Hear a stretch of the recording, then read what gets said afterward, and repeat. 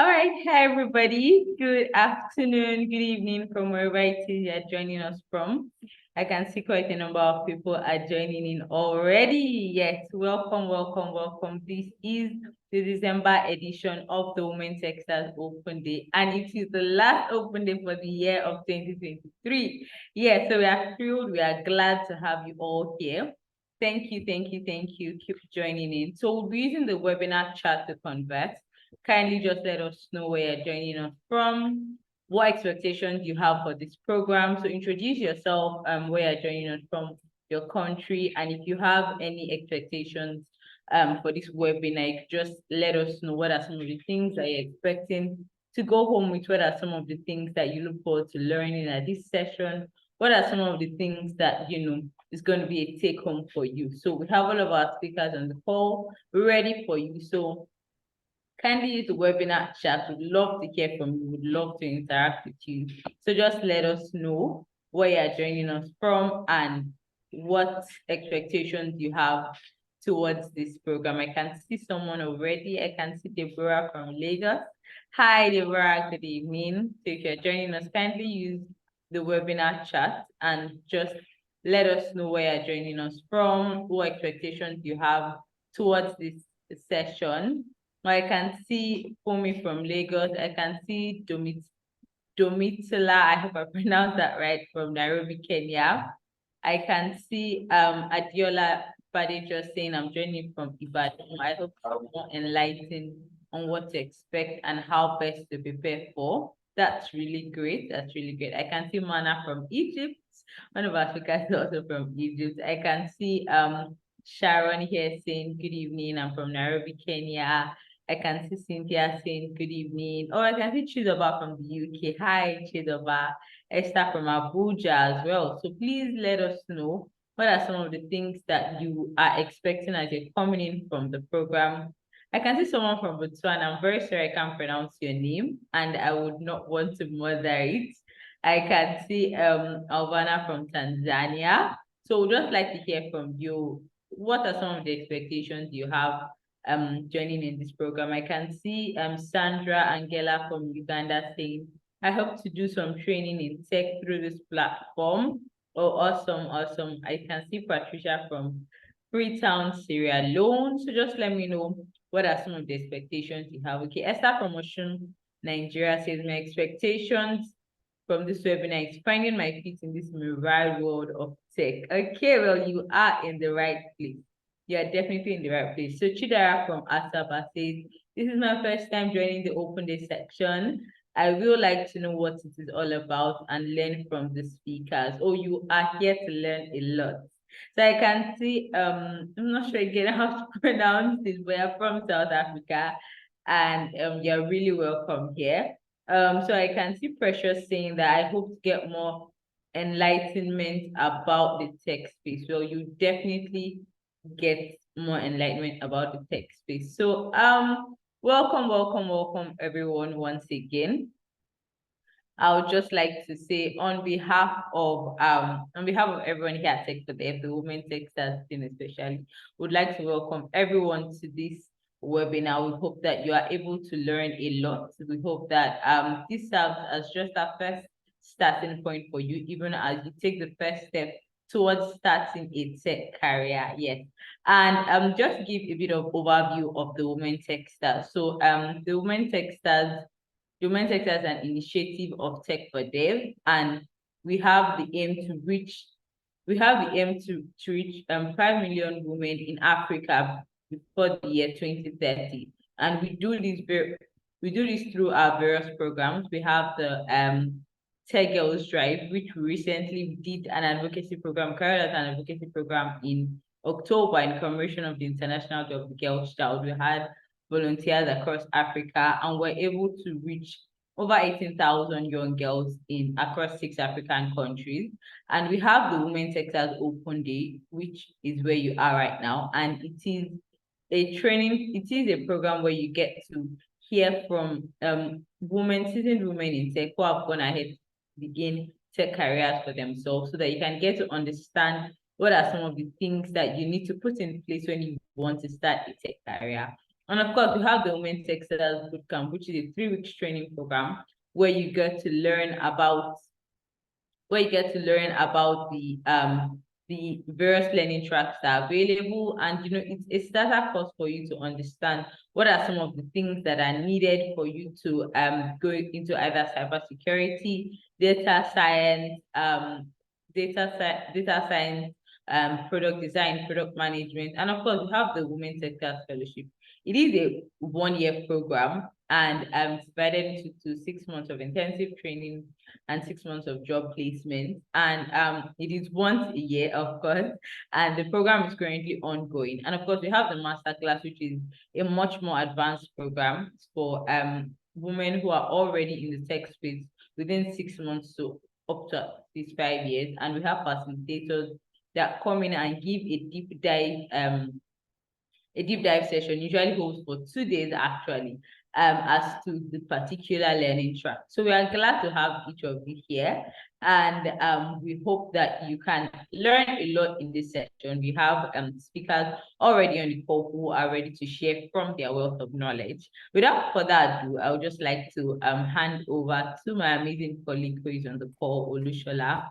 She would be giving us the welcome address in should be giving us the welcome address in place on behalf of our Executive Director, Oladura Oladeko, who is unavoidably absent today.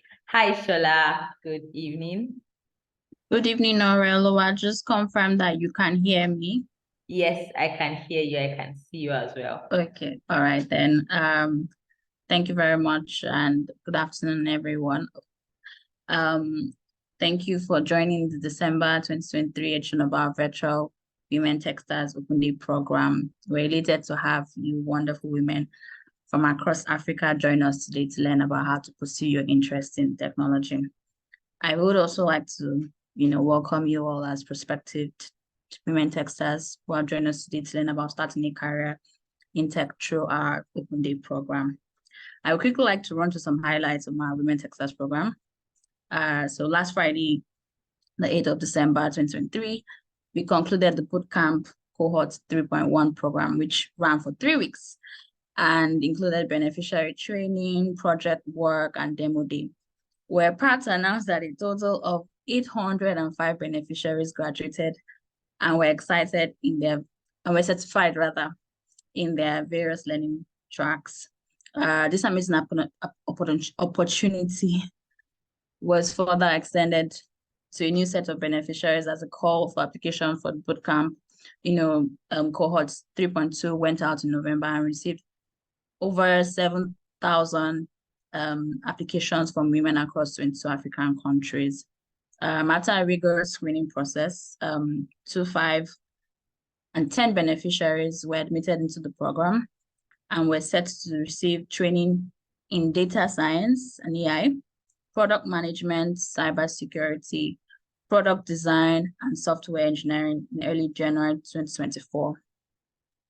Since the inception of the Women Techsters Fellowship, we have recorded numerous success stories of women, mothers, daughters, wives, students, workers who have defied the odds and paved a way for themselves in the ever-evolving technology space. As such, on the 27th of April 2023, we opened the call for the 2024 Women Techsters Fellowship, which ran for 6 weeks. And we recorded a reach of over 122 and 913 women across Africa. I mean, it's amazing the work we're doing. After, careful reviewing of 7,846 applications were successfully admitted. After reviewing 786 applications, we admitted 2,014 women into the fellowship program. In October, we had an orientation that spanned for about 2 weeks and included a physical event here in Lagos, Nigeria, where many fellows got to listen to seasonal speakers such as Lillian Bernard, the president, Microsoft Africa, Sama Momoraba, who is the minister in Sierra Leone, among many others. The event also served as a platform for fellows to network and, meet the team. Classes commenced on the 16th of October, and the fellows are currently in their 8th week of training. So some major highlights so far have been the leadership elections, which held among the fellows, as well as, grouping by region and affinity groups. This year, we've launched into 7 African countries, which is in addition to our previous 15 countries in operation. So in total, we have 22 countries. So I'll just go to list the names of the countries we're in. We're in Nigeria, we're in Ghana, in Ethiopia, we're in Egypt, DR Congo, Tanzania, Uganda, Kenya, Madagascar, Sierra Leone, Liberia, Algeria, Sudan, Morocco, Angola, Mozambique, South Africa, Zimbabwe, Zambia, Rwanda, Gambia, and Botswana. Women Techsters is made possible through our organization, Tech4Dev. So Tech4Dev is a non-for-profit organization that creates access to decent work and entrepreneurship opportunities and platforms for Africans through digital and technology skills, empowerment, and advocacy. Our mission at Tech4Dev is to equip Africans with digital life skills that foster economic prosperity, financial freedom, and sustainable development. The Women Techsters is an initiative of Tech4Dev, and it aims to bridge the digital divide between men and women in the technology ecosystem. Through our pilot program, Nigerian Women Techsters, we enabled almost 3,000 women between the ages of 16 to 14 across Nigeria over a 3-year period to ignite interest in pursuing careers and business in technology. Driven by the success stories of numerous women from Nigerian Women Techsters program like Fatima, Tomi, Patience, among others, we carved a new ambition and dream to replicate this model across Africa, providing more women access to opportunities to launch careers and businesses in technology. Our dream by 2030 is to reach 5 million women in Africa. I'll say that again. Our dream by 2030 is to reach 5 million women in Africa by empowering them with the knowledge and skills to partake in the technology industry in Africa and the world at large. We believe that empowering change for women across Africa, as well as providing them opportunities to access employment and entrepreneurship, would help achieve a 50-50 male to female ratio balance in the technology space. The Women Techsters Open Day is a monthly virtual program organized for women across Africa to learn about leveraging the power of technology to start and advance their careers and create technology and technology-enabled businesses. The Open Day is an opportunity for women to interact with other successful women who have built careers and businesses over the years. They also share their personal stories and speak about possible career paths and business opportunities and help women appreciate the importance of acquiring digital skills. I would like to appreciate everyone here today to commence their journeys to becoming women in tech, and to say a special thank you to our guest speakers, Vaughn, Paula, Adiola, and our moderator, Francis, for taking time out of your very busy schedule to share stories of your journeys as women in tech. Look forward to a wonderful conversation. Thank you. Thank you very, very much, Shola. Thank you so very much for reading that for us. And thank you, everyone. I can see quite a number of people are also joining. You have come to the right place. So I'll just be sharing a video quickly to further highlight some of the things that we have done and some of the things that Shola just told us.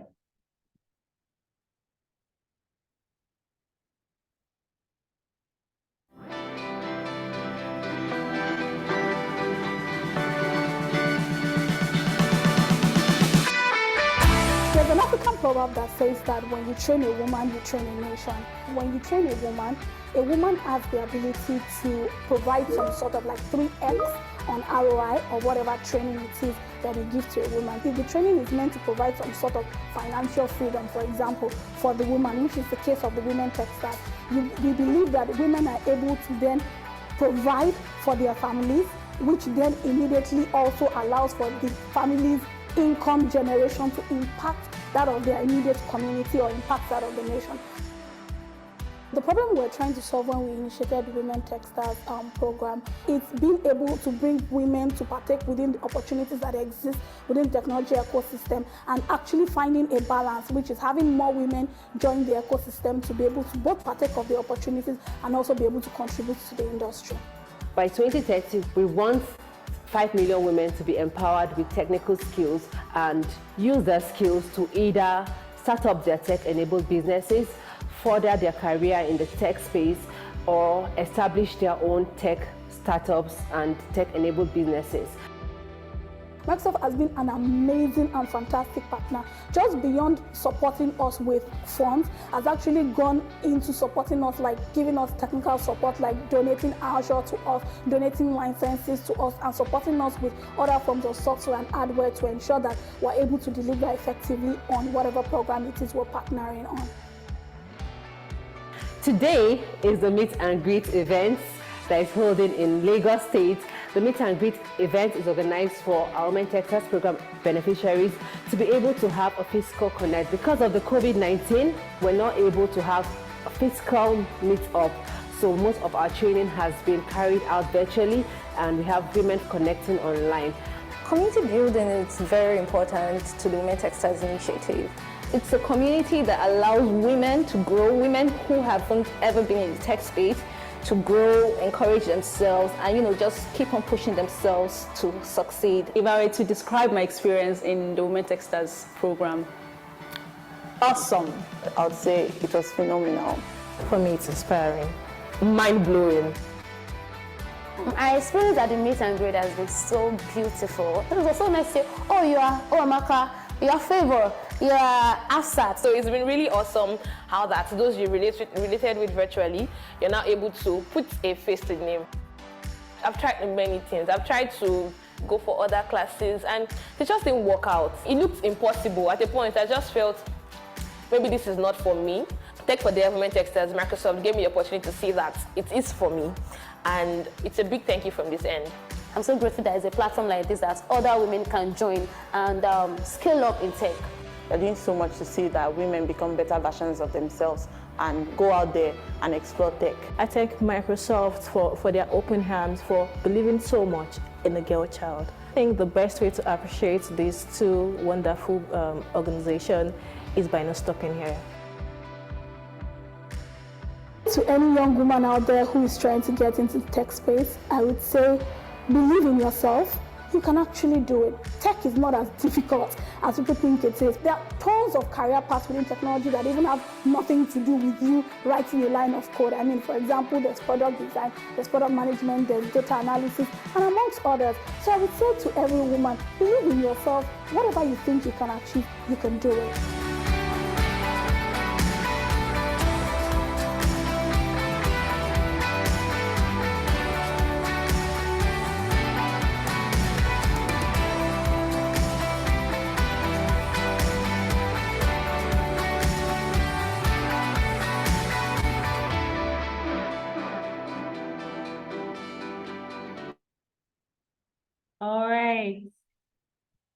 All right. Thank you. I can see some people on the chat already saying, wow. I'm pretty sure that was inspiring to one or two ladies out there who are about to begin their careers in tech. So yes, we are about to get into it. Yes, we are about to get into the meat of our meeting of today. And all of our speakers and our moderator right here on the call. So I'll just be introducing them by reading out their bio, and then we can get to meet our speakers.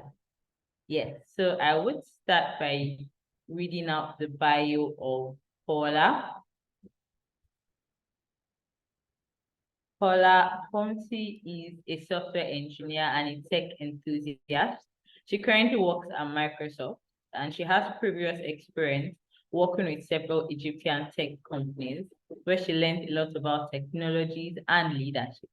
She's a graduate of the University of Aleppo, Syria, and she has a passion for understanding how things work and helping others make it into the tech world. Hi, Paula. good afternoon, good evening. How are you doing? I'm good. Thank you.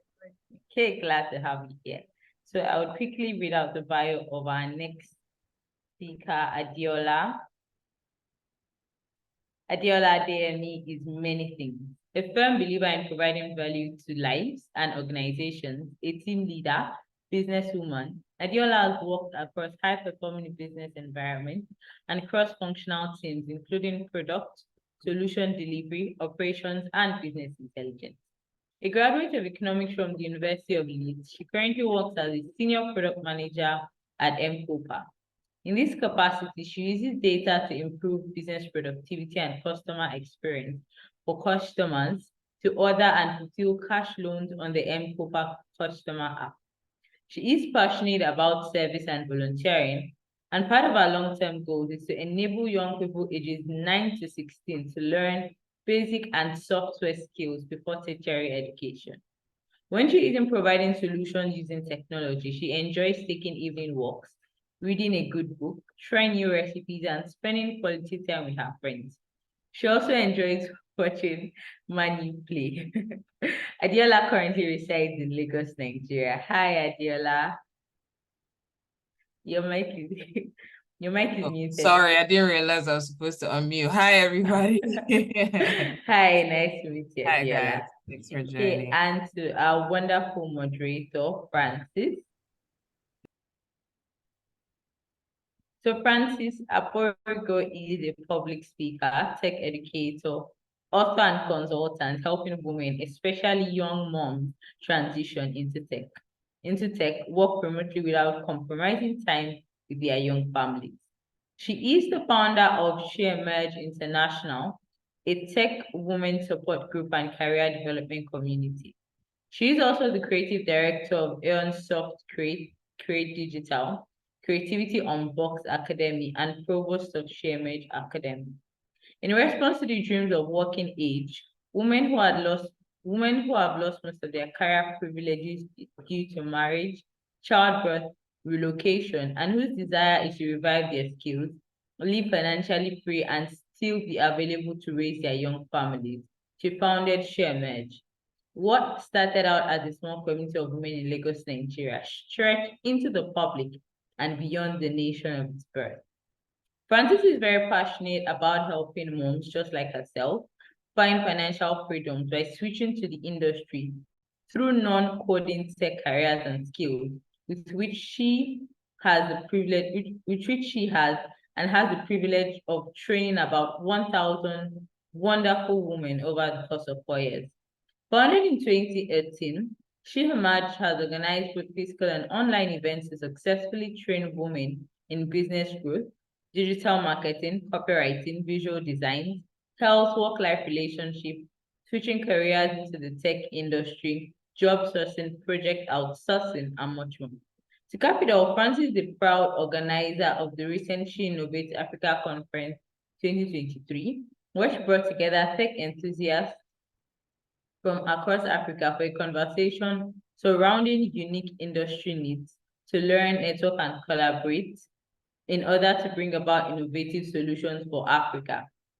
She recently authored a book, Thrive Beyond Today, A Woman's Life of Resilience, Growth, and Work-Life Balance. Hello, Francis. Good Hi, evening. good How are you? afternoon. Yes, good Fine, afternoon. thank you. Hi, everybody. Yeah. So Thank you. those are speakers for today, and now it's the best time to hand over the baton to Francis. Hi, Francis, over to you. Hi, all right. Okay, hi, everyone. I'm glad to have you all here. And we've had a quick introduction to our speakers. So we're just running into the fireside chat. So firstly, I don't know if, but I'm sure you must have listened to the introductions and who the speakers are and their achievements so far. So I want you to put together your questions, whatever you want to throw at them.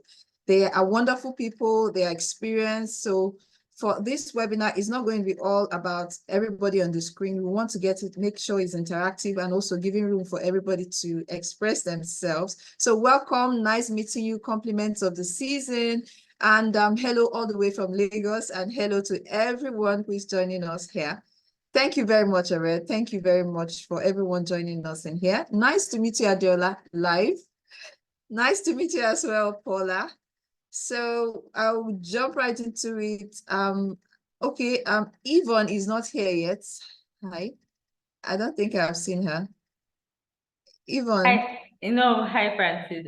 Yvonne was unfortunately able to join us. Was unfortunately not able to join us today. Oh, okay, Yes, okay, yes. okay. Pity, And I was just able to meet Yvonne the last time. and I was just able to quickly put this out there. All questions should please be put in the Q&A segment so that they don't get lost in the chat. So if you have a question Absolutely. for any of our speakers, please just put it in the Q&A segment. Yes, over to you, Francis.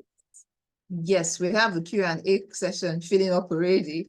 Okay, but first, let me get to the first question I have here goes all the way to Paula Holmesy, and it's about a little bit about yourself. I would like to know if you still remember how it was, your first encounter with the computer. What was it like, and what was your inspiration behind the STEM STEM courses in your university? Yes, of course. Actually, I do remember my first encounter with computers because it was the reason and the trigger that got me eventually into computer science. So it was like from my early childhood, I was like 6 or 7 when I got my first computer.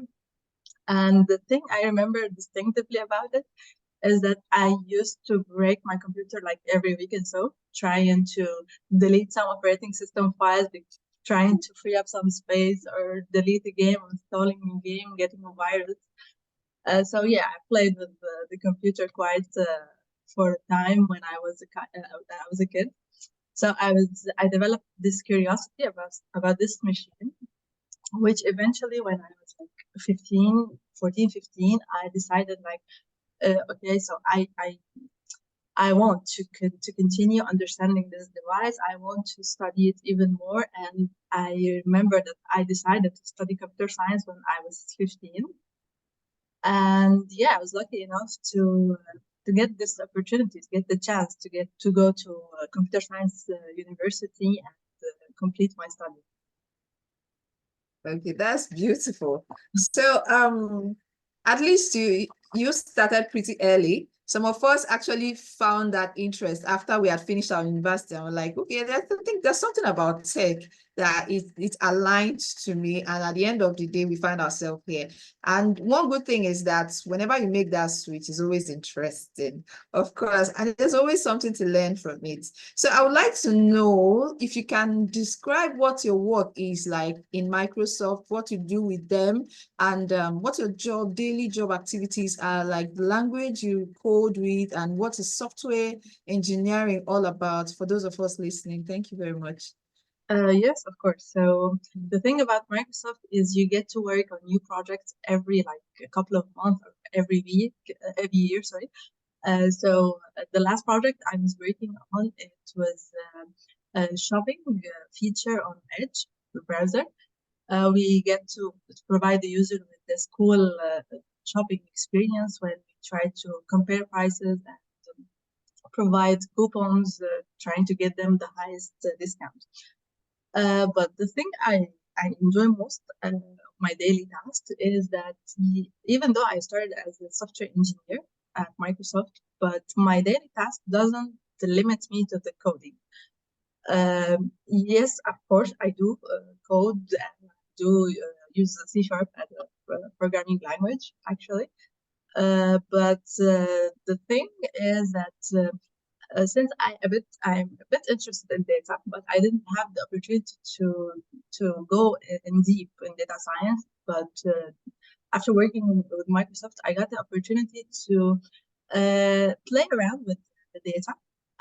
The last few months, I spent most of my time building pipelines, data pipelines, trying to extract information out of a huge amount of data that we have, trying to understand the user behavior. And I found this very, very interesting. Besides my normal day-to-day tasks like coding, designing features, planning them, whatever, testing them, and like the normal software engineering tasks. Yeah. About the Techsters. Thank you very much. Yeah. Oh, yes. Thank you very much. So just like every other person may have imagined, being in tech, being part of tech, there's no lazy man's place there. Everybody has work to do. So tech is not for lazy people. Don't come and say, I'm in here for tech money, but there is work to do. And I'm happy that Women Texas Fellowship teaches you how to do those work and build you to be free, to be able to stand independently in your career. Okay, so thank you very much, Paula. So I believe another question goes to you right now. I believe there were milestones you were able to hit some milestones and cover. So, but were there challenges you experienced while moving through and covering these milestones in your career as a woman? I would like you to share with us. Thank you. Yes, of course. Actually, yes. I believe everyone has faced at least a few obstacles throughout their careers. Me personally, as a woman from a country of war, I come from Syria, so from a country of war, had to study computer science throughout the war. After I graduated, I found myself like lacking. There was this gap between what I do know and what I need to know. Or where I have to be to land my next job in the market. So this was my first milestone, my first obstacle that led to my first milestone. But as you mentioned, being in tech is all about hard work and all about being consistent about the thing you do, the thing you learn. So I find the thing that helped me actually was being stubborn. I decided that I want to make it in this field, even though it's hard for firstly being a woman, then being not knowing enough about the market, especially when I moved to Egypt. So the market was completely new. I didn't know anyone. So it was a bit hard at the beginning, but throughout, it took me a year to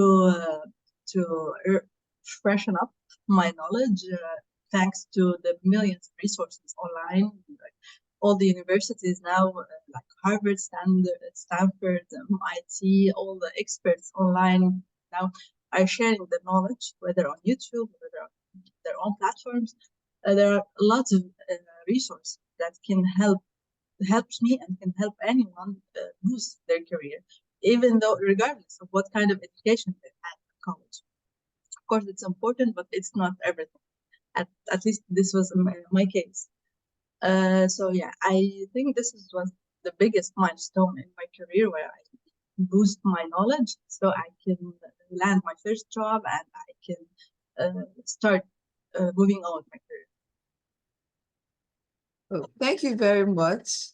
Yeah. So next question goes to Adiola. So it's nice to meet you once more. And surprisingly, you went to University of Leeds, right? Yeah. And what actually inspired your transition to tech, and what actually inspired you to choose the particular track you went into? Yeah. Great question. Hi, Francis. Hi, everyone. Can everyone hear me, please? Yes, we can. Fantastic. Okay. I wanted to give a bit of a background story so people don't think that this was something that I planned for my life. I didn't. I was actually a science student in high school. I wanted to be a doctor. But then I encountered physics and chemistry and they were very hard. So I decided to do something else. But in the line of studying economics, I didn't still know what I wanted to do. At the time, I was really good with numbers, very good with math. Actually graduated with honors in math subject for my sixth form school. So initially, I could have even done economics and math. I just said, let me not do too much. And I ended up doing economics. But when that was over, I found that I had a passion for numbers. So I initially started my career as a data analyst. And essentially, what my role was at the time was to use numbers in making decisions for the company that I hired in. So brief example, I was hired in a company that made payment solutions. typically with a POS device. So many of us have seen a POS. Whenever you walk into a store or a supermarket, they give you a POS to insert your card in and you pay. So we were responsible for the technology that ran on the device. So it was my job to basically look at the numbers. How much sales did we make today? What were the volumes? What were the values? In what areas were POS is not working? Why were they not working? How can we get supplies of materials to them much faster? So for example, if we realize that a POS is not working, maybe because the battery, died and they don't have a spare charger, we would make decisions with data to say, okay, maybe the support team should be able to be allocated to these places much faster. Then I did that for a year and a half, I believe, and then I got bored. Because for me, it felt meticulous and I wanted to do something where it felt like a lot of the recommendations I was making were taken into consideration, especially for the products at the time. And thankfully, the company that I worked with at the time was building a new product team. And so I basically had a conversation with my manager, said, this is what I would like to do. I've done a bit of research into this, but I'm not sure what it is. And thankfully, I guess I already had a record of doing good work. I was allowed to transition. And it's been 5 years of being a product manager since. So a long pathway, but then eventually got there. So yeah. Yeah, that's beautiful. That's beautiful. Track record is already speaking for itself. Yeah. So thank you. So what's the difference between product management and a product manager and a project manager? Because I know there's actually a difference between the two. There is. But I'd say that a product manager tends to do both roles in one. I'll try to explain by speaking about the keywords, so product and project. So a product is essentially a service, a software, a system that you build to solve a customer's problem, right? So for example, a customer says that they want to be able to transfer money from Lagos to somebody in Ghana, right? So essentially a product is a service that enables the customer to maybe have an app or have something on the web that they can, just enter the details of the recipient and it will be able to debit their account and credit the recipient's account, right? Simple explanation. A project, I'd say, is a series of tasks that enables you to solve those problems. So it's a series of tasks that basically has a scope and has a start and end date, right? So for example, I'll use the same example I used. I want to be able to send money to somebody in Ghana. For me to be able to do that, I need to first have a service that enables me to do cross-border payments or international payments, right? So in Nigeria, technically, you can't do that, right, without integrating to something, right? Another example could be when we're building the app, we want to be able to have like an Android engineer, obviously, because an Android engineer will build an Android app or an iOS engineer will build an iOS app. And for each of those engineers, they have a series of tasks that they need to accomplish. So a project manager would help in ensuring that those tasks are facilitated, but a product manager is in charge of the entire life cycle. So from the start, like where the research was being done, like validating your idea in the market. Why would people even use this in the first place? Are we just building a random app? Because today we have A pay, B pay, C pay, everything pay. So how do you differentiate your product in the market? How do you market it to the customers that you intend for them to see that this product is available? How do you price your product, right? Because it will cost you a lot to build it. So for people to be able to come in and use it, how would you price it to them? So a product manager manages the entire life cycle from research all the way through to when it gets into the market and continues to monitor the growth. The project manager ensures that the day-to-day tasks assigned to your engineers or for a period of time within the scope of time is accomplished. So I hope that answers your question. That's absolutely wonderful because it's made it so clear that whoever is still having a doubt, what is the difference, must understand it with the illustrations that you have used. Thank you very much. So I would like to Okay, still okay, but all the way back to Paula. I would like to know, are there soft skills necessary for software engineering? Are there? And how important would you say being a part of a community for your career growth is? I would like to know just two questions in one. Are there soft skills necessary for software engineering? And also, what is it very important for someone to join a community for career growth? Yeah. Okay, so about the first part of the questions about soft skills, I would say that yes, definitely they're very important because at the end of the day, working in tech means you're working with someone else, at least a group of people, two or three people, you're working with them. So having soft skills like how to approach these people, how to deliver your ideas, how to discuss, how to handle. Eventually, you will conflict. You will disagree on something. How you can handle this conflict, and that's why I think in the interview process in the tech companies, at least the big tech companies like Microsoft or Google or Amazon, they have a dedicated interview for only behavior. It's called behavior interview to see how you would react at different virtual situations. Like if you were in conflict, how would you react? What actions you would take? How you will handle the situation in general. So I would say yes, definitely, because as long as you, and it's not just in tech industry. I mean, in general, as long as you're dealing with other people, you have to have some kind of soft skills, like to interact with people. And I forgot the second part of the question. Yeah. Okay, your second question, right? The second question is how important is it to join a community for your career growth? Yeah. Okay, I will tell you from experience because when I first graduated and started my career, I didn't have any kind of community. I didn't have any kind of support. I would say that it's very, very important to have a community around you that pushes you, that helps you, give you the support you need. And when you are surrounded with experts, aside from the support, the emotional support, and especially being surrounded by women, this is kind of special for us. But aside from that, having people tell you exactly what you don't know, what the things that you need to learn, because if you are all alone, and this happened to me, I spent like a very long period of the beginning of my career not knowing what I need to know. This is very crucial.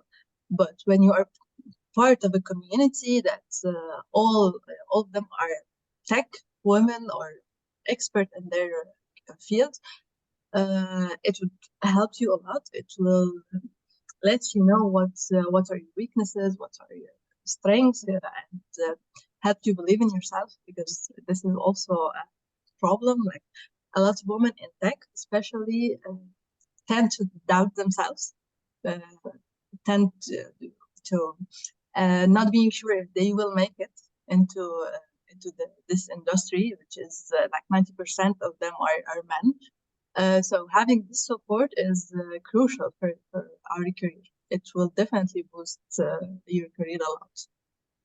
I wish I had it when I started. Thank you very much. So thank you so much for that. So let me hear from you, Adola. The same question. What are the soft skills you think that are very much needed to become a good and a successful product manager?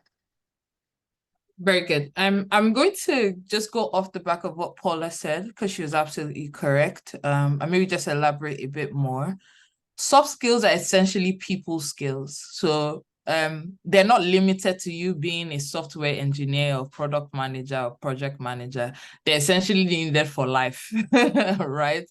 So for example, exactly. Are you good at time management? Are you a good communicator? Do you listen actively? Are you confident? Can you negotiate?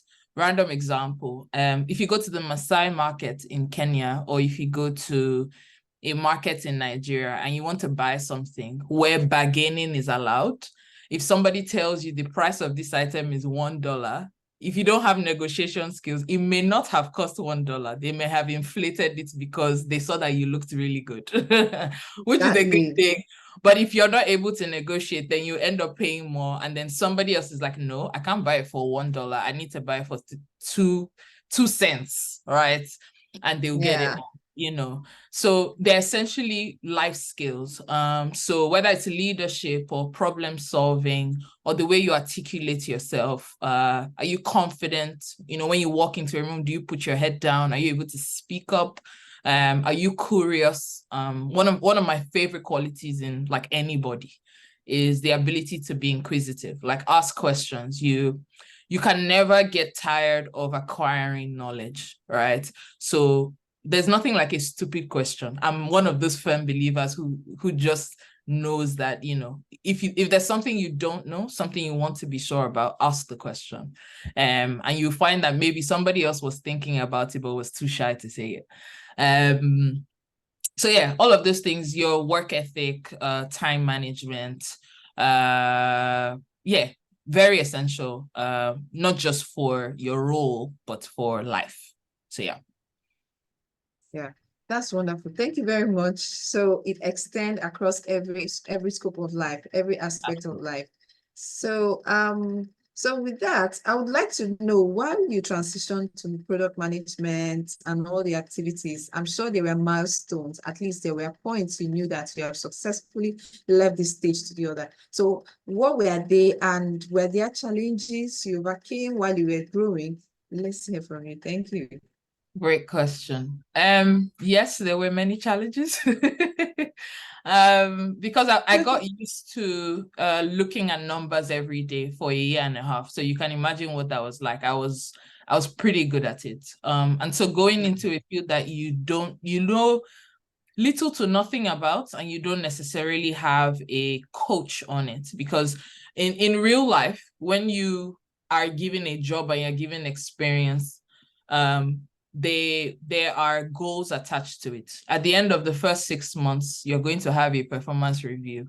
So it doesn't matter if somebody was there to coach you or not, you need to have learned, within that time. And if I go back to maybe the first product project I ever handled, I remember that I was just very confused. I was just very confused. Yeah, it's very tough. It's a different role because it requires that you need to communicate to different stakeholders. So whether it's your manager you're keeping informed, or your technical team, so that's the engineer, you have to do a lot of documentation as a product manager. You have to go out to meetings with the business development team to demo some of the products you're making. You have to respond to a lot of client emails. So it's quite a lot of work. Like you were saying earlier, it's not an easy thing. But I think one of the things that I really learned on how to navigate is understand the problem and then break it down into very simple bits, right? So let me give an example. Recently we had a bug, right? And let's say the reason a bug is basically there's a problem with the software and things that are supposed to work properly are not working. And so let's say a user goes into the app and wants to click 2,000, but for some reason they can't click enter, right? That's a bug because it means that they can't perform the action that they would like to.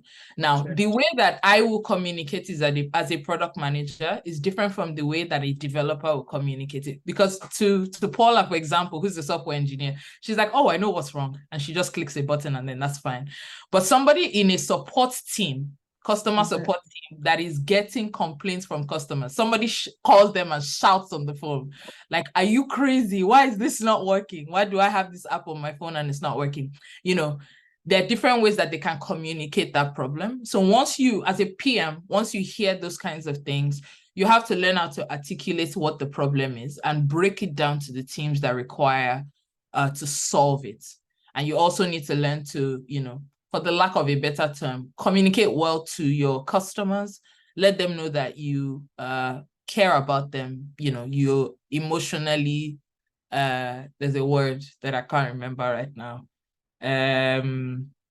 that you're emotionally intelligent. You basically communicate well. And you can tell them, this is a bug that we've identified. We're sorry that this is happening, but it will be fixed by X time.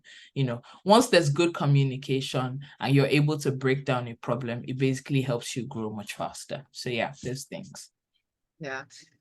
I can understand you firsthand being a product designer. Yeah. So there are some things. Yes, Amarachi, thank you. The word I was trying to remember was empathy. Thank you. Okay, so I understand how these things might just come out. And if you're not emotionally intelligent, and if it comes to the point where the stakeholders and the team argue with you, I remember seeing a case where a product manager I think on Twitter or LinkedIn, and the young man was like, I have to develop some skills I didn't know I was able to learn, because there are sometimes the team members are not responding. You have to come in to solve a problem. So you have to learn almost a bit of everybody's part. So I understand that sometimes the things that are like difficult, it looks like difficulty, but the thing is that teamwork is still the goal.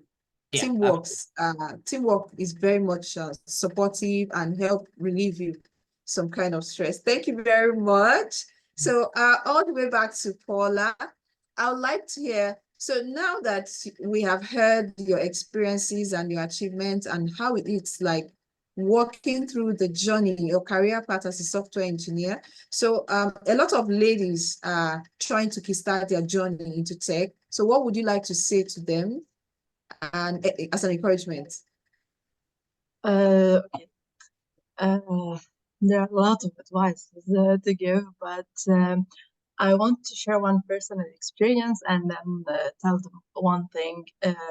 I have witnessed my own sister. Okay, I helped her. She was a civil engineer, and she recently, like a year or 2 years ago, she transitioned into software engineering. It was me. I pushed her into, like, you can do this. The tech industry is thriving right now. You need to do this transition. So I asked her after she did transition, after she landed her first job. So what is your feedback about this whole experience? What did you feel? How was it for you? And the thing that she told me a lot of things, but the thing that I found very, very interesting is that along the way, she was never, from the beginning till the end, maybe because I'm her sister, I don't know, but she was never afraid to ask about anything. She was never afraid to ask for help, to ask not just me, even her colleagues, of course, at work. She would always ask for help if she needed.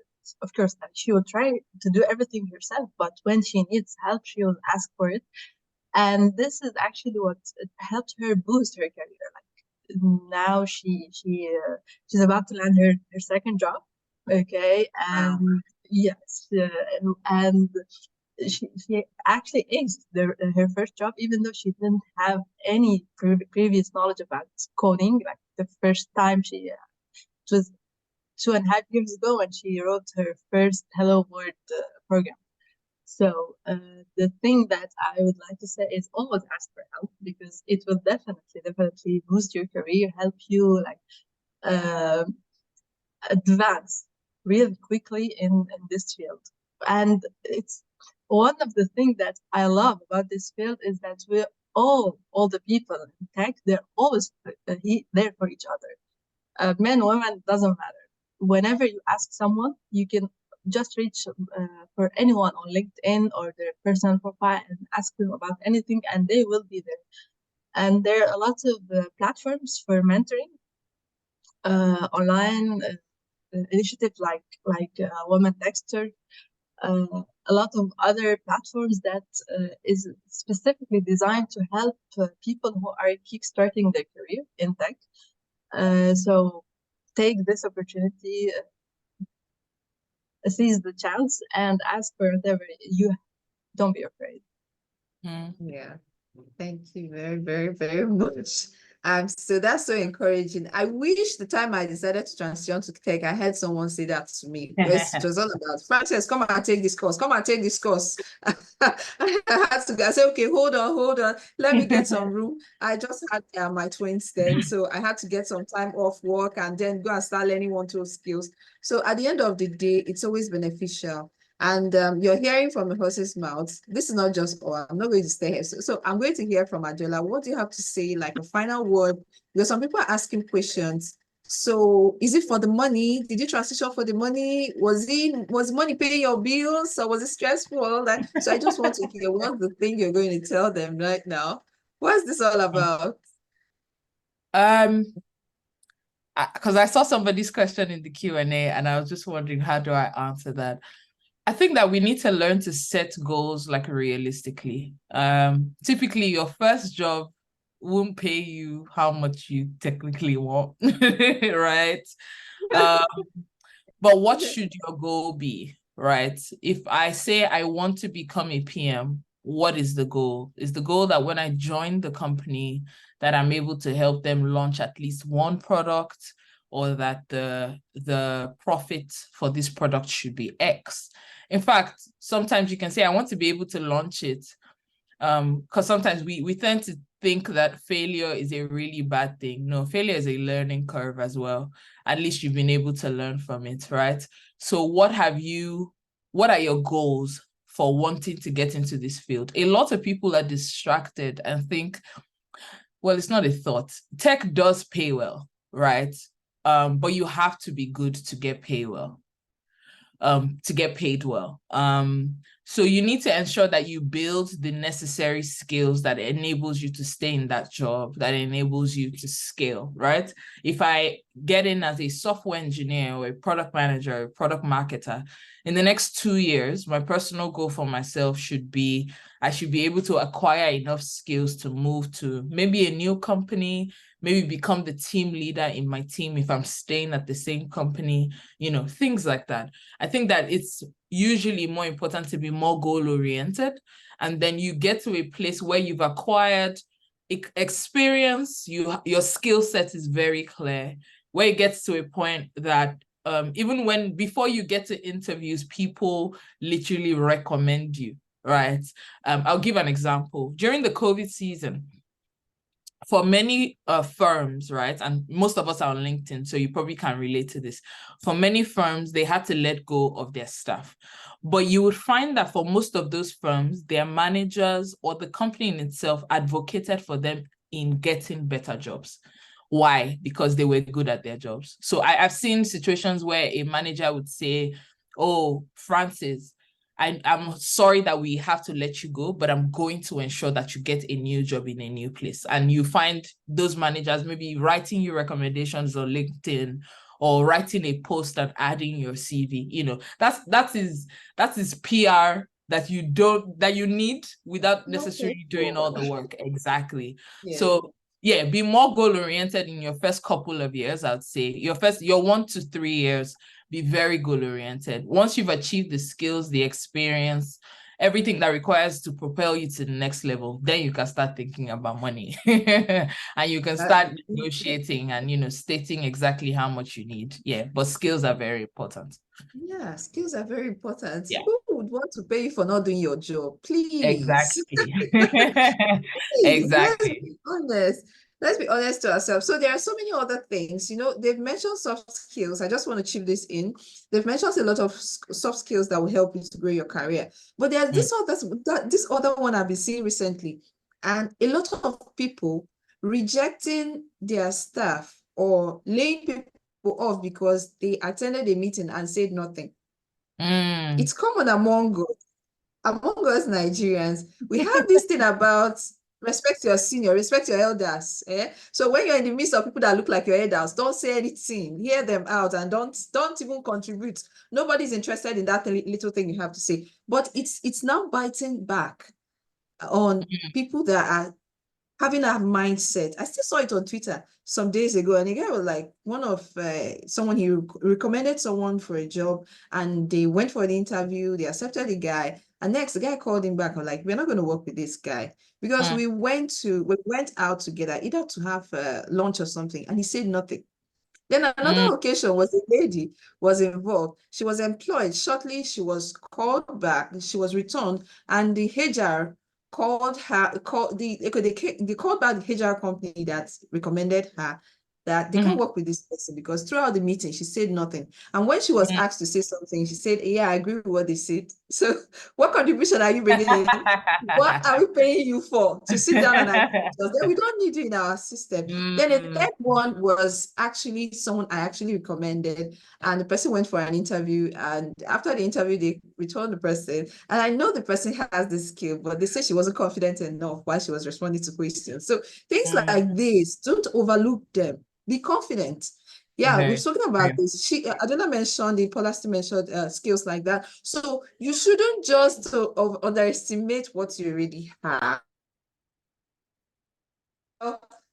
Please speak out for yourself. Try to show up. Now, one thing you don't know is that the tech industry is always giving and supportive. If you fail, you'll be corrected. But if you don't speak up, nobody will know how much you know and you don't, and there will be no support of that nature. So I think this brings us to the end of the fireside chat. Okay, so I'll be giving it back all the way back to Lua to help us to conclude. I know there are questions in the chat, so I believe she might be helping us with that. Yes, yes, I would do that. Thank you Oh, very wow, much. wow, wow. I really Thank you, enjoyed Paula. it. What a way to end 2023. Wow, wow, wow.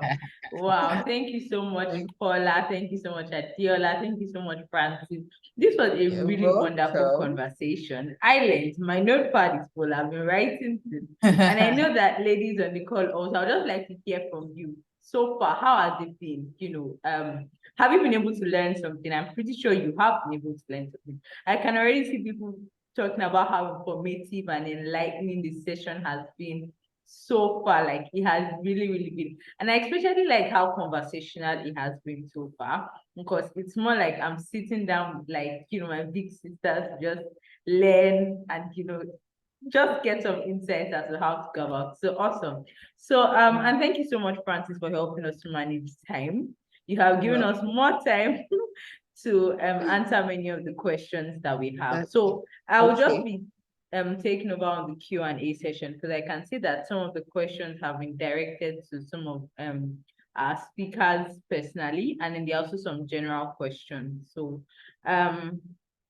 I think I saw one question for Paula. So I want to quickly go through first of all to see. So I can see that there are some questions about Women Techsters Fellowship Bootcamp, and I think I'll say it first. That for all bootcamp related questions, this is the Women Techsters Open Day, right? Earlier on in the session, we spoke about the 5 programs under the Women Techsters, which is the Tech Girls Drive, the Open Day, which is where we are now, the Bootcamp, the Fellowship, and the Masterclass. So there are different programs. Please take note, there are different programs. So if you have questions concerning the Bootcamp, please please send a mail to wtbootcamp@techfordev.com. I will just put that in the comments so that you can see it. wtbootcamp@techfordev.com. So just send a mail to them and they will give you a response here. So there's a question here. So I can see, I'll just start from top. I can see Sharon saying, can we have a meet and greet in Kenya? Hi, Sharon. I need to understand this first of all. Are you currently a fellow? Are you currently a booster? Are you in any of the programs? If yes, then you could direct your questions to the organizers in those programs, right? So so that we can better understand what you mean by meet and greet in Kenya. Yes, thank you. So I can see Chiamaka as saying that you'd like to know more about product management. How do I go about it? Hi, Adiola, that question is for you. Hello. I think Tech for Dev is probably one of the resources you need to get acquainted with. Definitely. I wouldn't like to mention any others because they invited me to speak. However, I want you to be curious, go on LinkedIn and just type in product management. There are several resources, even most of them are Nigerian made, where they offer trainings, or Nigerian led rather, where they offer trainings. They have boot camps. Some are paid, some are free. There's some resources on YouTube as well. I have a friend, her name is Goodness Ehizode. She has a product podcast, actually, where she invites other product managers to talk about different things. So there's so many resources. There are books as well. An author I would recommend is Marty Kagan. He speaks about, and I'll type it in the chat if that's easier. You can read his books as well. 1 second. I'm trying to type and speak at the same time. Marty Kagan has books on product management. I have 2 of them here, but it'd be distracting to bring them out. But I would highly recommend those. They're podcasts, they're YouTube videos, things that you can watch. And then when you feel like you are getting a mastery of this, the best way or the next best way to do it is apply it, right? So start to seek out jobs, start to seek out internships. If you're a person who already has experience but wants to transition, start to seek out internships. That might mean that you take a pay cut, but if it's something that you're really passionate about, please proceed with it. It may not always mean that there will be a pay cut, by the way, but experience truly is a way that you're able to understand that everything you've learned, you are able to apply, right? Dennis, I see your question. I will type it in the group as well.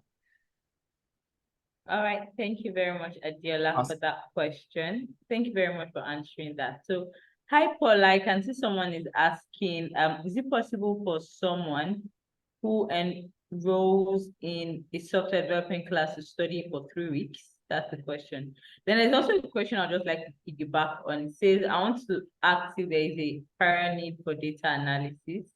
I don't know if you have any idea about this, but if you do, it really help to answer the question. So, first question is, can I study software development for 3 weeks?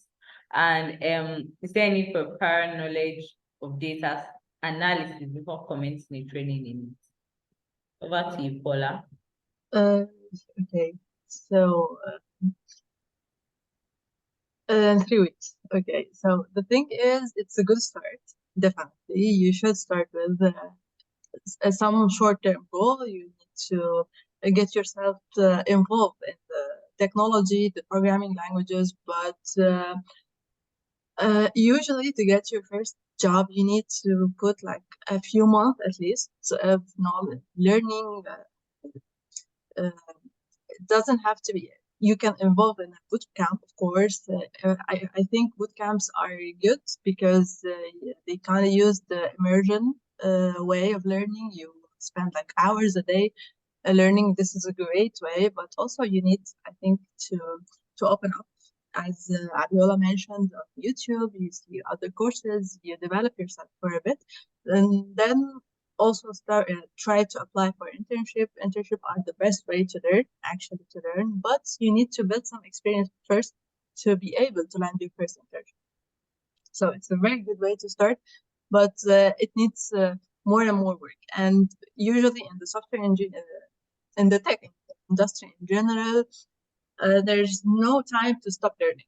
Like, yes, you will start at 3 weeks and then you complete another 3 months, 6 months, a year. And even when you are a senior level role, you will still be learning. It's never enough. So it's a good start. It's a very good start. Okay, thank you so much, Paula. And then the question on data analysis, if there's a need for prior knowledge in it. Sorry, I didn't hear the question. Yes, so there was a question on data analysis and if there is if you need a prior knowledge before you need to start training. Okay, so I personally am trying to hack my way into data science, and I have been looking into some resources lately. the data science, basically, the knowledge that you need is that you are good at math. Generally, you need to be good at math. Most of the things that the algorithm, the machine learning, and the algorithm are all about math. If you're good at math, you can hack your way into data science. You don't need specific prior experience. There are a lot of, as I mentioned before, there are a lot of resources, a lot of organized resources, a lot of people who are always speaking and talking about data science, data engineering. The fields are, there are multiple choices here. So you can start by, you don't have to have a prior experience, but you need to have a knowledge about it. And this also depends on whether you're coming from a tech background and you want to transition into the science, or you don't have any prior experience at all. So you need to have some base about software development in general. And then you can, yes, you can go into data science. Okay, thank you so much, Paula, for that. Just to give you a recap of all that Paula just said. So I can see someone just saying in the chat that I just got admitted into the 3 weeks boot camp. So here at TechPod, we have a boot camp and it runs for 3 weeks. And it is usually a starter course. It's just to help you understand better if I want to go into product management, if I want to go into software development, what are some of the skills I might need to learn? What are some of the things that I'm going to be looking out for? How is it going to be like if I want to actually take like a training? So it's more or less like a starter course that gives you an idea of, okay, this is how it is going to be. It's also a good way for you to help make your decision. So we've realized that there are quite a number of people who are unsure of what career path to go. Or I want to do product design. I also want to do software development. I also want to do cybersecurity. One good thing that bootcamp allows for is you can keep on applying for the bootcamp, and you can try the first time. Okay, I've taken a bootcamp cybersecurity, but I did not really feel it. It wasn't in line with the kind of things I like or the kind of goals I have. Then you can try the software development bootcamp. So that's one good thing about the bootcamp, right? And just like Paula said, there is no end to learning. So even if you apply for the bootcamp and you've learned for 3 weeks, you can still further your learning and everything with like the amount of resources that are available. I mean, we live in an age now where resources are so many out there that you really do not have an excuse. So thank you once again for that, Paula. Hi, Francis, there's a question here for you. And it says, I'm not a mom, but I have sales and marketing experience in the pharmaceutical industry, and I want to transition to customer service in a tech company. Please, how should I go about it? And are there communities you can recommend that I can join? Hi, Paula. Hi, Francis, rather, sorry. Okay, thank you very much. So for a mom, you're already practicing something that is, one thing about the tech industry is that it doesn't exist in the cloud. There are transferable skills there, and tech is accommodating. So you cannot say because it's tech industry, we don't do marketing. See a product manager telling you about building a product up to launch and continue with customer assistance and understanding how your product is performing in the market. So you see that you have a place in the tech industry. The only thing is that there might be difference in names. So the naming might be different in a company or the other. So what it requires is for you to identify what they are called. So a marketing person is also viable in the industry. It's just to find out the company you desire to work with. Look out for the skills that they require. Then find out how to gain those skills. Because there are some skills, for you to market a tech product, you need to have an understanding of what you're marketing, right? So you need to get into conversations, stakeholders meetings, and things that will help you to know where you're going to. Then there's nothing wrong with applying, building up your CV and going to show your work. You've been able to successfully market and increase sales for a particular product. You can do the same because users are humans. We're not talking to aliens. So if you're able to successfully do your work as a marketer, you would still do the same thing in the tech industry. All you need to do is understand how the environment is, who the users are, what their interests are, the kind of their behaviors, and being able to communicate. So I remember visiting a particular PwC, and there was a presentation for a product we need to purchase one way or the other. I didn't ask the person, were you a software developer or something? All I needed was give me the information about this product and I might just buy it. So you have the chance to do that. Being a mom also has another side of it. So how available are you? How available are you to go into the market? Do you have enough assistance? Is your family life going to interfere with your business? Then you'll be able to draw the line. This is to the extent to which I can offer my service or be available. And these are the much I'm going to outsource or automate. So these are things you need to put in place before you start thinking of transitioning. But it doesn't really mean so much. It doesn't require so much. Transition is going to be smooth for you. Okay. Thank you very much. Thank you so very much for that, Francis. So I'll be going back to you, Adiola, and I'll just be fast tracking this because I can see quite a number of people keep asking many questions. So there's a question on here says, hi Adiola, the newcomer into product marketing. How do I get a good, I think Adiola already answered this question about getting a good, yes, exactly. So this has been answered, right? She did give a good breakdown of what to do when you're starting out in tech before you start thinking about, you know, how to get the money from it and all that. So there's a question here that says from Eleanor. She says, what does it take to get into product management with no experience? I read that it is not an entry level role, which leaves me wondering what pathways to take in building the career. Are there any PM internships? Yeah, Adiola, that's for you. Good question. Interestingly, I actually sent a private response to Eleanor, but I'm going to try to read it. There are many PM internships, and what is important that you start by learning the skills that are necessary. So like we mentioned, there are several skills that enable you to become a qualified product manager without necessarily taking a certification course. Tech for Dev already mentioned that they do something for 3 weeks. So do that. There are lots of passion projects that are available on the web. Work with them, work on them. There are many companies that also do internships as well. But there's also something that a lot of people don't like to do, and this is probably because they're shy. There's something called cold emailing, right? Cold email. If you are passionate about working at a particular firm,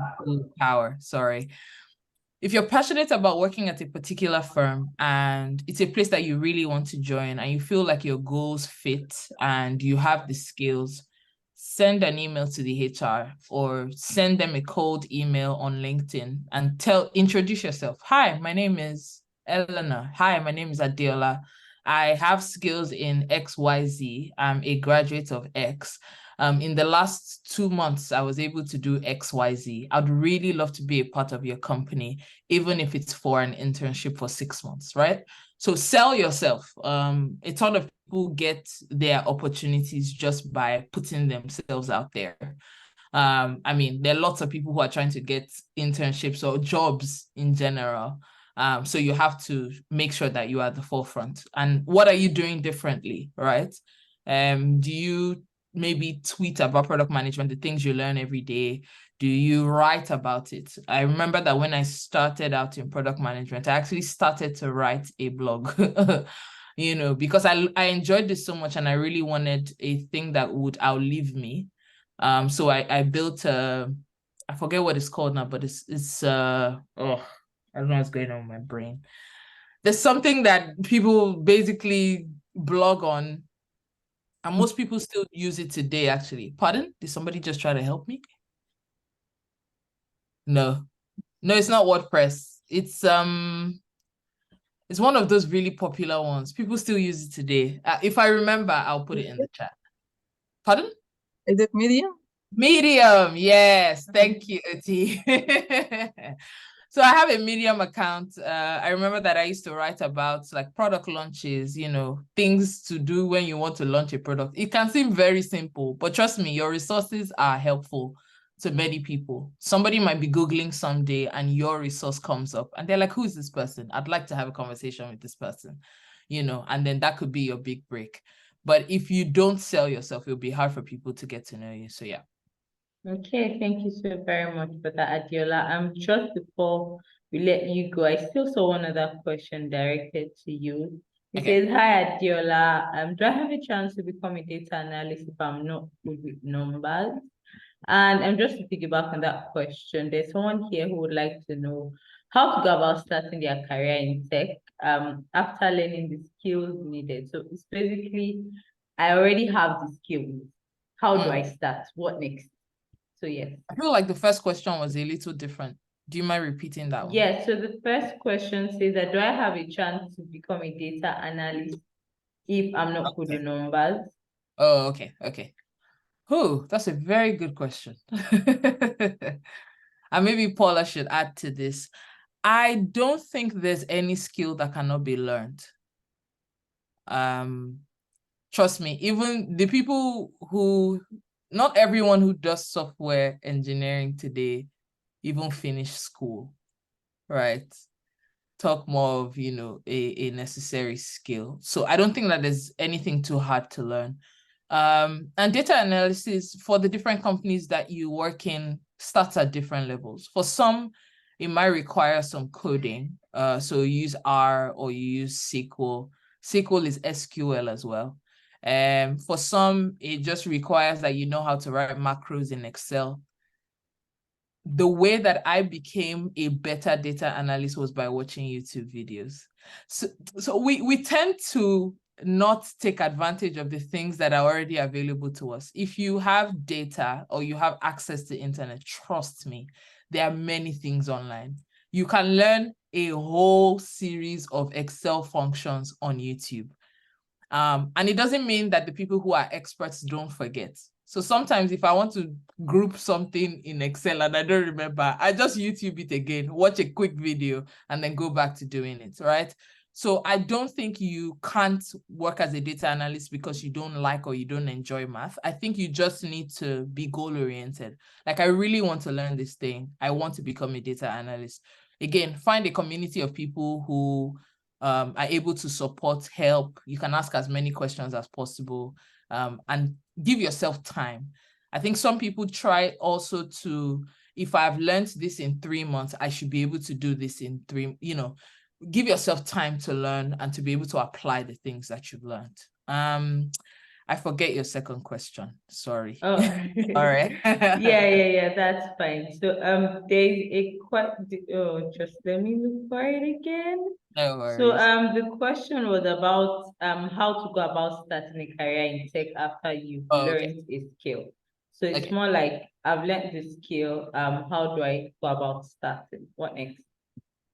I think it's very similar to the question I shared earlier with the person who talked about like PM internships. So very similar. Make sure you have an active LinkedIn or social account. Typically, companies have a lot of community organizations or community engagements, meaning that they have events where they set up a hall, invite people to come, things like Dev Fest that we had in Lagos, things like Tech for Dev conferences, things like what do you call this? Hackathons. Yeah. Hackathons, right? You may not be participating, but your being there is giving you access to network with more people that enables you to know the kind of role that you want to be positioned for. And again, I enjoy cold emailing.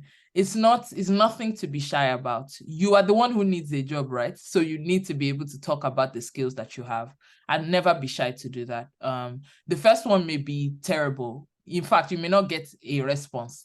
However, how many people are you keeping a pace on sending those messages to and then just following up, right? So make sure, just put yourself out there. It's very important. If you're going to have a job, apply for the roles that are available, get feedback from the HR personnel. Sometimes some people don't get work, not because they're not skilled, but because their CV doesn't sell them well. So is your CV good? Do you have the most important information there? Does it sell your goals? Things like that. But yeah, I don't think that they're impossible. I think that there are just many ways to work around it. Yeah. Yeah, thank you so very much for that, Adela. That was quite comprehensive. Hi, Paula. There are quite a number of questions here for you, and I have been looking at just how to go about asking them with the little time that we have. So I'll be piggybacking on quite a number of questions. So there's a question here about what language did you learn first when you started out your software engineering career, and what's the best one to start with? So this person is just about starting out. So what languages did you start out with? What language would you recommend for someone starting? And there's just a similar question to on necessary skills. I think languages, skills for software development. This person says they want to generally know about software development. I think we can just start with those three. Yes. So mainly languages you use when you're starting out, languages that will be helpful for a beginner, necessary skills needed for software development. Okay, so I do get this question a lot. Like all the people who are trying to start their career, they want to know what is the best programming language to use. And frankly, yes, the language that I started with was C#, but or .NET in general, but this has nothing to do with how I spent my career. The advice that I always give people who ask me this particular question is it doesn't matter what programming language you start with, because you will get to the point where a programming language, of course in your career, a programming language is just a programming language. You will have to switch from between programming languages. Like you will spend a week or so trying to ramp up on a new technology and work with it, and that's it. So if you want me to answer specifically what programming language to start with, I would say start with the language that will give you the highest chance to get your first job. And this would depend on your market. Like I started with .NET because here in Egypt, the .NET industry is the highest percent of the market in general. So if I know this language, I will most probably have a better chance to get a job. If I started perhaps with Python, my chances would be a bit lower. So just pick a language that will allow you to get a better chance to get a job. You will get a job either way, because programming language will not define your career. This is for sure. Just try to find the best programming language or the best tech stack that will give you the chance in the market that you are targeting. It doesn't have to be your country, of course, but wherever you are targeting their market, just try to understand it, find what are people usually using over there, and study this language. And about the skills, I would say for me, what helped me a lot throughout my career was, aside from learning programming languages or technologies in general, what helped me was learning problem-solving skills and system design. This is specifically for software engineering track, not for data analysis or data science, perhaps. This is not very relative to their field, but for software engineering, problem-solving skills and system design skills were very crucial in my career. They would help you open up your mind, how you would approach a problem, no matter what the problem is in your career. If you know how to tackle a problem solving issue, like on Lead Code or Codeforce, or I don't know what other platforms are there. If you know how to tackle this, I believe most of the problem you will find on your daily job will be much easier. Wow. So I hope Wow. I answered this. Yes, you did. Problem solving skills, system design. Something related to the previous question, because Okay. like I freaked people out when I said that you need to know math. Also, in data in general, there are multiple paths. Okay, there's a data analysis, there's data engineering, and there's data science. For data science specifically, yes, you will need definitely to know math, to love math, and to understand it very well. For the other tracks, the math is not that necessary. You need to have some concept, but it's not that necessary for data analysis or data engineering tracks. So it's okay. So please don't freak out. Thank you for clarifying that. So there's another question for you here, Paula. Person Esther is saying that I have knowledge on software development. However, I'd love to pursue a career in application of AI and machine learning in chemistry. Can I combine the two together? Because I'd love to make money with the already learned skill. Did you get that, Paula? Yes, of course. So if you have prior knowledge of software engineering in general, I would say that would make you a perfect candidate to move to AI and machine learning industry, chemistry or whatever industry you would like.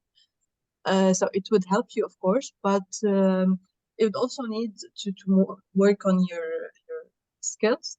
About the money, as Adiola mentioned before, it could mean at the beginning that you will have to cut out on your salary at the beginning, but eventually, I don't think if you have already a good work experience, the chances are you won't have to sacrifice money, or you would have to sacrifice it for a short period of time because you're already familiar with the industry, familiar with the market and what you are doing. So I would say you're a very good candidate to do this transition. And if you want to do it as fast as possible because the machine learning industry are just starting to thrive right now. Okay, last question. Someone here, Cleopatra, would like to know if there's a difference between software development and web development rather. The difference between web development software development and web development. Okay. Okay. I personally don't like this categorization of things like web design, web developer, and application developer. I personally feel like there's someone who is a software engineer and someone who is not a software engineer. And all things in between, like mobile developer or web developer or desktop application, I don't know. If you're a software engineer, you will know how to develop mostly web application because this is like the most common way of development, web applications. But it doesn't mean that you need to specifically like learn things specifically to web. Like there's no such thing. Now, if you know what like TypeScript, you can develop mobile applications and as well as web applications, as well as sometimes desktop applications in the case of React, for example. So I don't like these classifications. If you're a software engineer, you're a software engineer and you can develop whatever you want, including web applications. So I've preferred people to think about it like this.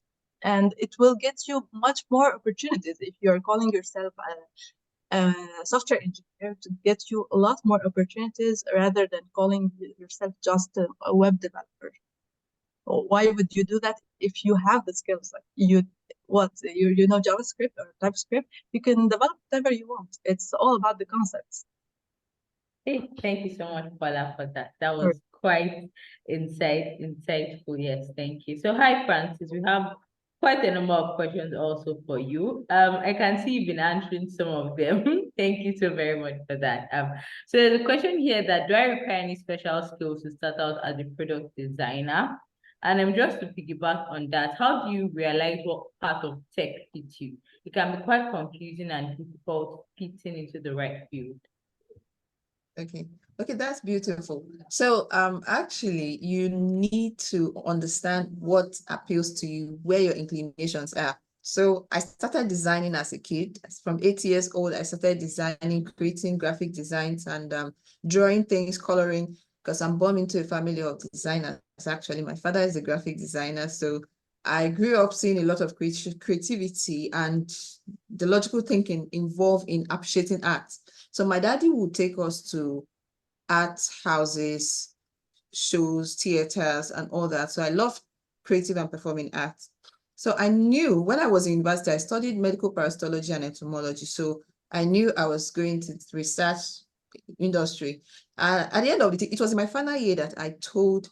So someone came to do a webinar for us, and I told the guy talking like, I don't want to go into cybersecurity because he was telling about Cisco. He was talking about Cisco programs and all that. And I was like, I'm not interested in it though. I don't know what it is, but I'm not interested. I want the one that will give me the ability to design. So the guy was like, okay, no problem. Finish your academic program, get to your final year and decide. So when I was done with my youth service, I came back, and to be honest, there's money in tech, sure. So when I was seeing a lot of job offers in the tech industry, I decided to look for something that would lead me into it. So, and I was very good with my computer. So I'd done a lot of digital programs. Then I was like, okay, it's okay to see how to transfer, but what skill am I taking over? So it was the design. I love designing. So I went into product design because I was already doing graphic designing. So I've practiced graphic design for years and I've taught it in many places. So I was like, okay, graphic design and product design are quite similar. It's visual design. So I'm transferring the knowledge I have. I also went to fashion school. So I understand a whole lot about design, combination, color, and all that. And I see what combines them all, what unifies them. And I see there is nothing new I'm going to practice except for use of tools like Figma and all the UI UX design tools.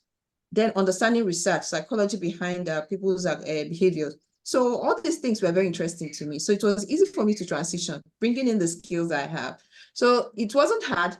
Then secondly, the fact that I'm a mom and I know the amount of time I want to spend in transit, going to work and coming back. So understanding this helped me to decide what fits me. So working remotely was more of it like for me. And what skill can I use to work remotely is actually this tech abilities, tech skills, and also being able to work remotely and reach every part of the world and apply for jobs anywhere and get it. And still I'm home with my family. So right now I'm still holding program in my home. So I'm actually taking decision based on my lifestyle and the transferable skills I have. So it's only difficult if you're comparing yourself with somebody else.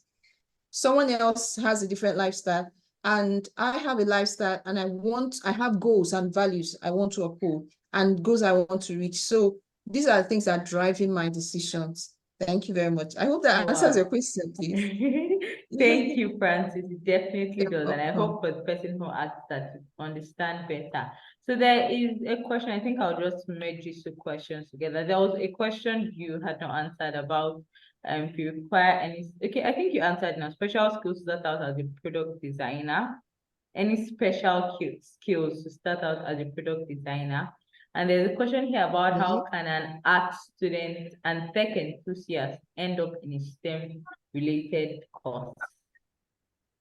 Okay. First of all, what are the skills from various tech tech abilities or tech career? So front-end development has to do with design. So you can go in there. So when I was able to transition to tech, when I moved into tech, there was nothing like front end, back end, and all those things. It was just software. So I was learning the three at once. I was writing front end, PHP. I was just doing everything. So this is the topic. This is what we need to learn today. So we learned it. In those days, it was macro media, if you can remember. Macro media before we started using Adobe Suite and writing codes and all that. We were learning them all. So now that things are more differentiated, you can now have a focus. Okay. So then it was not something I was doing. So how was I able to move? I've shared that with you. Excuse me. What are the special skills you need? Just start. Try. If you have studied art in school, trust me. First of all, enroll for Women Techsters Fellowship Program. You know that product design, which is UI UX for now, because product design expands. Trust me, go and read about product design. You see music product designer, music, you see medical product designer. It's not all about product design is a very big word. Like it encompasses anything product, which includes health, anything that is a product. So you have to be careful when you're saying that. That's why whenever we say product design, put UI UX, because this is specifically what we're talking about, the mobile app and web application. So when it comes to visuals, this is always appealing to me. Yeah, I'm one person that could stand and see a lovely font or a nice creation. I'm going to stop and make a little dance before I move on. That's my lifestyle because I appreciate work of art and design. So now the special skills you need to become a product designer is curiosity and empathy. That's all. Being able to empathize, people have a problem. How can I understand their problem? How can I solve it? That is what you need to become a product designer. Then I said empathy and being curious. So what are these people thinking? What was this person thinking when he created this product? What was it that inspired this creativity? It will help you become better and grow in your career, okay? Thank you very much. Thank you so much for that, Francis. And with that, we have come to the end of the Q&A session. Thank you so very much, Francis. Thank you so very much, Paula. Thank you so very much, Adiola. This was such an amazing session.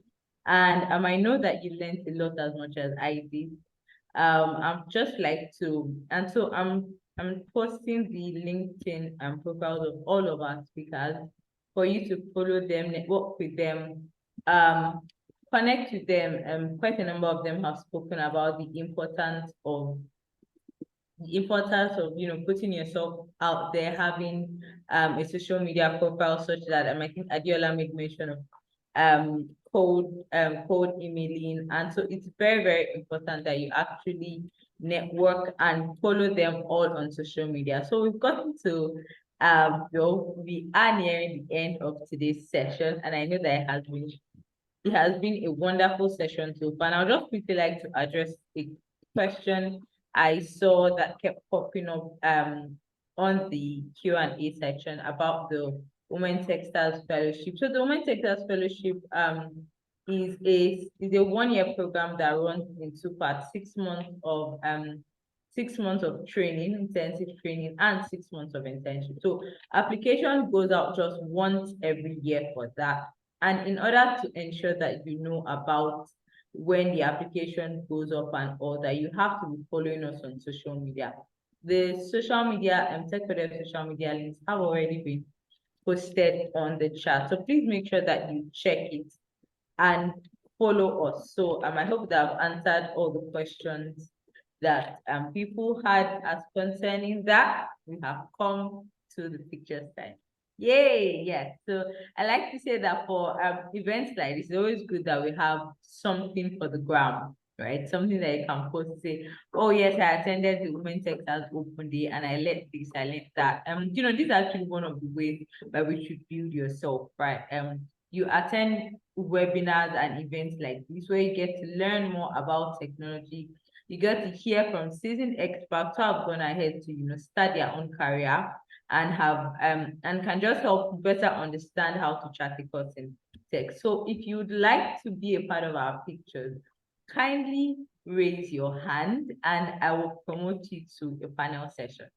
But please note that you need to turn your video on. So it is important that you are in a conducive environment where you can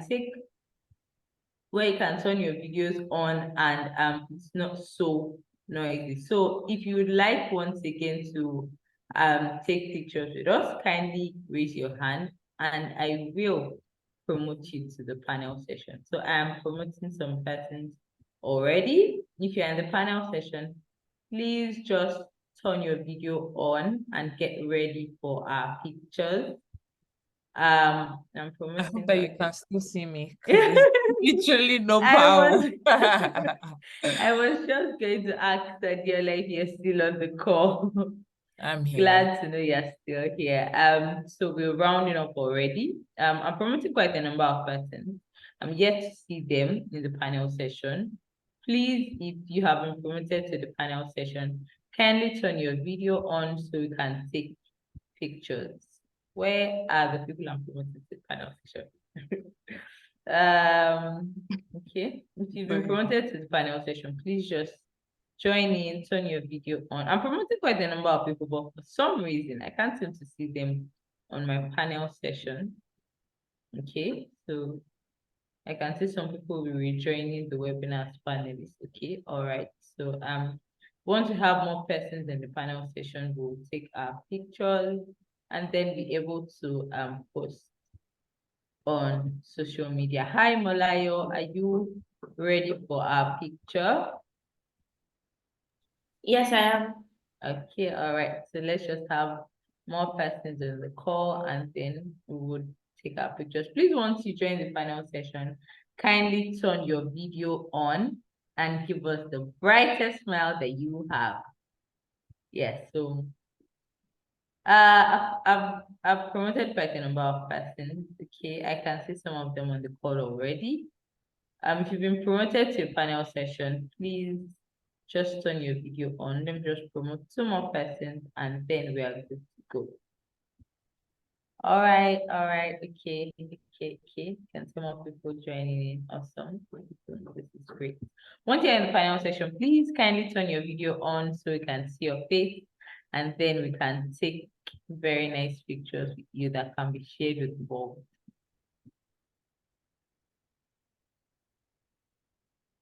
All right, okay. Finally, my people are here. All right, so we'll be unmuting and we'll be saying women in tech. So if you're on the panel session, kindly turn your video on. Be ready to unmute and with a very bright smile, just say women in tech. Are we ready? Okay. All right, okay. So we are starting now. Hi Molayo, over to you. So at the count of 3, you would unmute and say women in tech. 1, 2, 3. Women in tech. Women in tech. Awesome. Let's do that again. Let's just do that again once more. Unmute again and just say women in tech with a very bright smile. Everybody, women in tech. Women in tech. Awesome. Thank you so very much. I love the energy. Molai, I hope you're able to get that.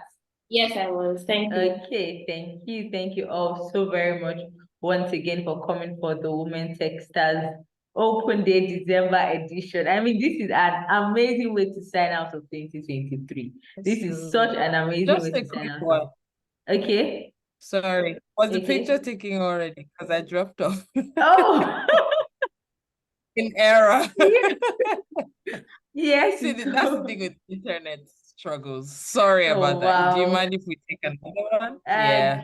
Okay. All right. So let's just quickly take one. Sorry, Malayo.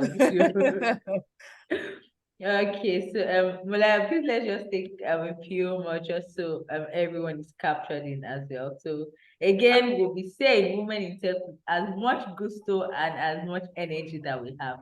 3, 2, 1, everybody. Women in tech. Women in tech. Beautiful. One last time, everybody. Women in tech. Women in tech. Awesome. Thank you so very much. Malaya, I believe you're able to capture that. Awesome. Yes, I was. Okay, thank you. Thank you once again, everyone, for joining in. I mean, like I was saying, this is an amazing way to sign out of the year 2023. So you already have your 2024 goals right ahead of you, right?